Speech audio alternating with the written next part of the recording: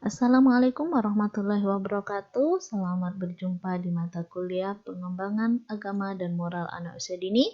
Nah, pertemuan hari ini adalah pertemuan pertama kita. Seperti biasa, sebelum kita mulai perkuliahan, silakan baca doa dalam hati masing-masing. Semoga ilmu yang didapat hari ini bermanfaat untuk teman-teman semua. Nah, hari ini karena pertemuan pertama kita lihat dulu apa itu spiritual dan moral sebelum kita bahas lebih mendalam bagaimana nanti kita pengembangan moral agama untuk anak usia dini. Ya. Jadi apa yang dimaksud dengan perkembangan moral dan spiritual?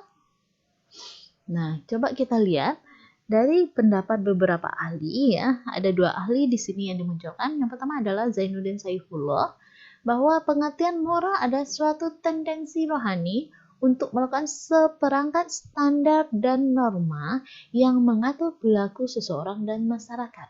Ya, jadi pada moral itu kata kuncinya adalah standar seperangkat standar dan norma yang mengatur perilaku seseorang dan masyarakat. Sementara spiritual adalah suatu kesadaran yang menghubungkan kita langsung dengan Tuhan atau apapun yang kita namakan sebagai sumber keberadaan kita. Nah, spiritual itu juga berarti sebuah kejiwaan rohani, batin, mental, dan moral. Nah, sekarang coba kita lihat apa sih bagaimana pengertian masing-masingnya gitu kan. Yuk kita lihat bagaimana moral dan bagaimana spiritual. Nah, coba lihat moral adalah tingkah laku yang sesuai dengan apa? Yang sesuai dengan peraturan sosial, hukum kenegaraan yang mengatur hubungan manusia dengan manusia lainnya. Nah, ini yang moral. Jadi moral itu terbatas antara hubungan manusia dengan manusia.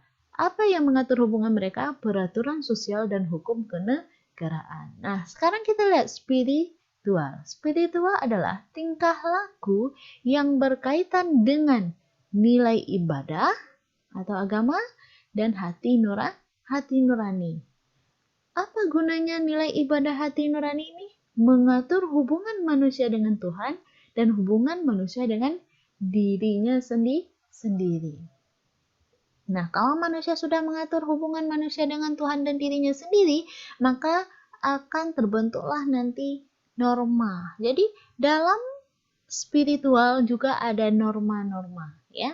Tapi spiritual ditekan lebih kepada hubungan manusia dengan Tuhannya. Nah, ini yang membedakan antara norma dengan spiritual.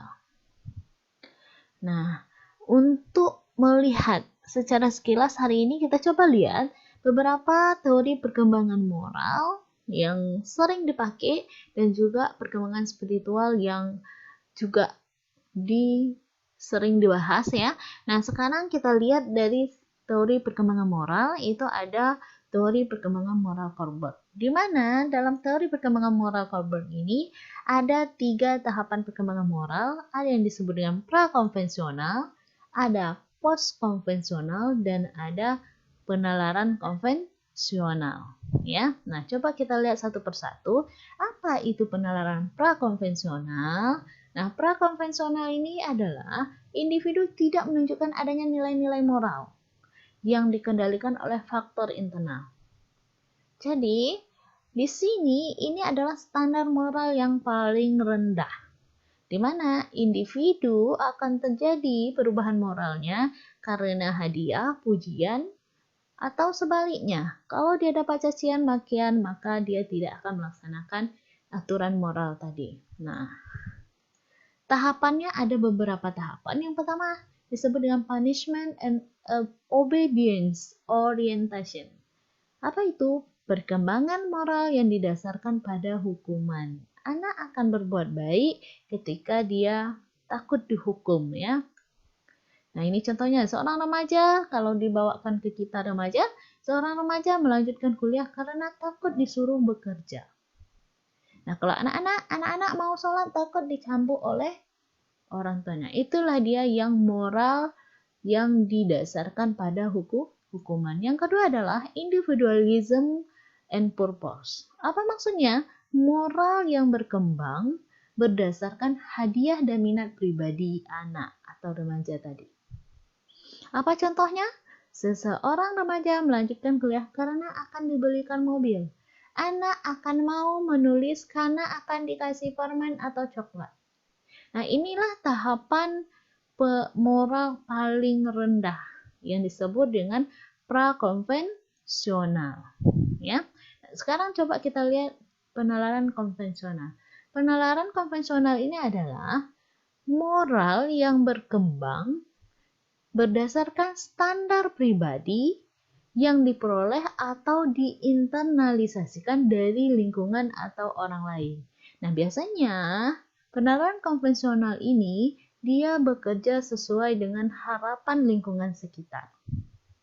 Nah, coba kita lihat ada dua tahapan pada tahapan pra-konvensional ini. Yang pertama adalah interpersonal norm, di mana individu beranggapan bahwa ada rasa percaya, rasa kasih sayang, dan kesetiaan kepada orang lain sebagai dasar melakukan penilaian terhadap perilaku moral. Ya, jadi dia beranggapan ada rasa percaya, rasa kasih sayang, kesetiaan itu adalah bagian dari perilaku moral, dan itulah moral bagi mereka. Nah, contohnya apa? Seorang anak yang percaya dengan kasih sayang orang tuanya sehingga dia mau melakukan perintah orang tuanya. Nah, ini yang penalaran konvensional, bekerja sesuai dengan harapan lingkungan sekitarnya. Ya. Nah, berarti di sini dapat kita lihat bahwa moral mereka dipengaruhi oleh lingkungan sekitar, ya. Nah, yang kedua, dalam tahapan konvensional itu adalah social system morality. Apa itu? Perkembangan moral yang didasarkan pada pemahaman terhadap aturan, hukum, keadilan, dan tugas sosial kemasyarakatan.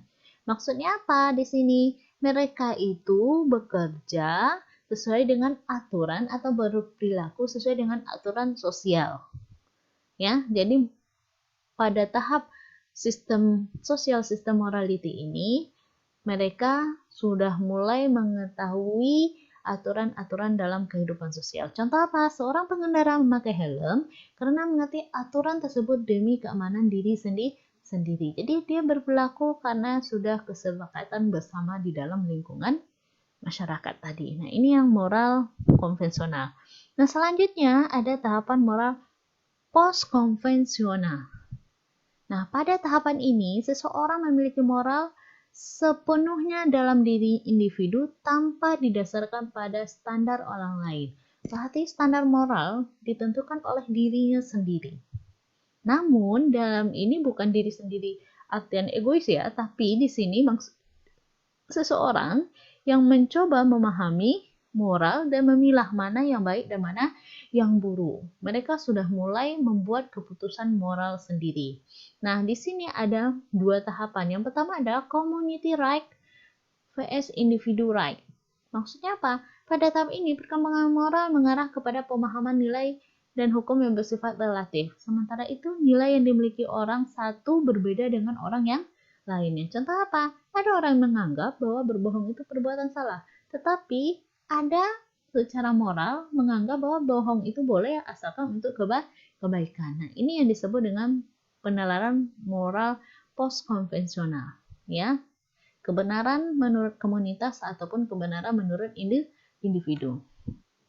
Terus, yang kedua adalah universal ethical principle. Nah, pada tahap ini, individu sudah mampu membentuk standar moral sendiri dengan berdasarkan pada hak-hak manusia yang bersifat universal. Nah, inilah tahapan moral yang dianggap sudah matang moralnya. Yaitu contoh apa? Contohnya adalah dia sudah bisa membedakan antara mana yang baik dan buruk, dan itu tidak bertentangan dengan aturan masyarakat atau norma yang berlaku. Nah, sekarang kita lihat teori spiritual yang sering dipakai adalah Fowler, ya. Di mana di sini Fowler punya 7 tahapan moral. Yang pertama adalah tahapan moral pada usia 0 sampai 2 tahun yang disebut dengan tahapan moral primer, ya. Tahapan spiritual primer atau primal fight. Ya, primal fight. Nah, di sini moral anak itu, kepercayaan itu tumbuh dari pengalaman relasi mutual berupa saling memberi dan menerima yang diritualisasikan dalam interaksi antara anak dengan pengasuh. Jadi, spiritual bagi anak itu adalah ritual yang dilakukan pengasuh terhadap anak. Misalnya sebelum makan membaca bismillah, doa makan. Nah, itulah perkembangan spiritual untuk anak 0 sampai 2 tahun. Karena mereka belum mengetahui spiritual, mereka hanya berdasarkan ritual. Yuk kita sholat. Kalau diajak sholat, oh berarti itulah spiritual bagi anak. Oke? Nah, selanjutnya usia 2 sampai 7 tahun. Ini adalah tahap intuitif atau projektif. Ya. Pada tahapan ini, kepercayaan anak bersifat peniruan. Karena kepercayaan yang dimilikinya masih merupakan gabungan pengajaran dan contoh-contoh signifikan dari orang dewasa. Ya. Jadi di sini mereka masih masa intuitif mencari, dan projektif adalah hasil penurian yang dicontohkan oleh orang dewasa. Jadi spiritual anak tahap 27 tahun itu masih pada tahap proses pengetahuan yang diterima dan contoh-contoh yang diberikan oleh orang dewasa. Terus untuk usia 7 sampai 11 tahun itu middle literal fight. Ya.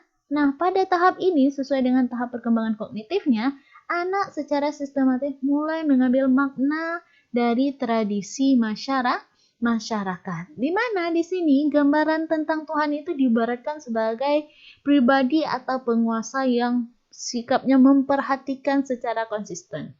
Disinilah konsep Tuhan anak itu bahwa Allah itu selalu mengawasi, dari sinilah mereka mulai. Dan mereka masih beranggapan bahwa Allah itu memang berkuasa gitu ya.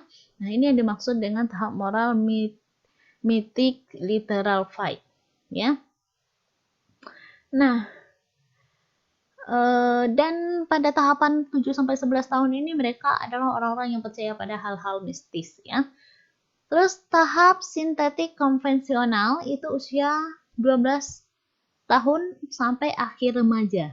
Nah, di sini perkembangan moralnya remaja itu kesadarannya pengakuan rasa konsumen dalam diri remaja terhadap sang khalik itu sudah muncul, tetapi dalam hal ini mereka masih dipengaruhi oleh pemikiran mereka yang kritis, sehingga mereka sering melakukan kritik atas ajaran-ajaran yang diberikan oleh lembaga keagamaan resmi, ya, atau tentang upacara-upacara. Mereka sudah mempercayai agama, tetapi mereka masih melakukan kritik-kritik terhadap ajaran tersebut. Nah, di sini biasanya mereka mengalami krisis kepercayaan diri, ya. Kenapa? Mereka sedang mencari jati diri. Nah, selanjutnya adalah tahapan individuatif atau reflective fight yang terjadi pada usia 19 tahun atau pada masa dewasa awal. Nah, pada tahap ini mulai muncul sintetis kepercayaan dan tanggung jawab individual terhadap kepercayaan tersebut. Berarti mereka sudah mulai menjalankan ajaran-ajaran agama dengan serius. Nah, tahapan selanjutnya adalah tahap conjunctive fight, disebut juga paradoxical consolidation fight. Ya. Itu usia 30 tahun atau dewasa akhir, di mana tahap ini ditandai dengan perasaan terintegrasi dengan simbol-simbol ritual dan keyakinan agama. Nah, seseorang di sini lebih terbuka terhadap pandangan-pandangan yang paradoks dan bertentangan, dan mereka itu sudah bisa menerima perbedaan pendapat. Terus yang terakhir adalah universalizing fight yang berkembang pada usia lanjut usia. Nah, perkembangan agama pada masa ini ditandai dengan munculnya sistem kepercayaan transendental untuk mencapai perasaan ketuhanan, serta adanya desentralisasi diri dan pengosongan diri, sehingga mereka terlihat lebih taat dalam beragama. Nah, inilah perkembangan spiritual, dan tadi ada 3 jenis perkembangan moral. Nanti teman-teman bisa bedakan mana yang moral, mana yang spiritual. Nah, apa sih faktor yang mempengaruhi perkembangan moral dan spiritual? Ada faktor internal dan faktor eksternal. Nah, faktor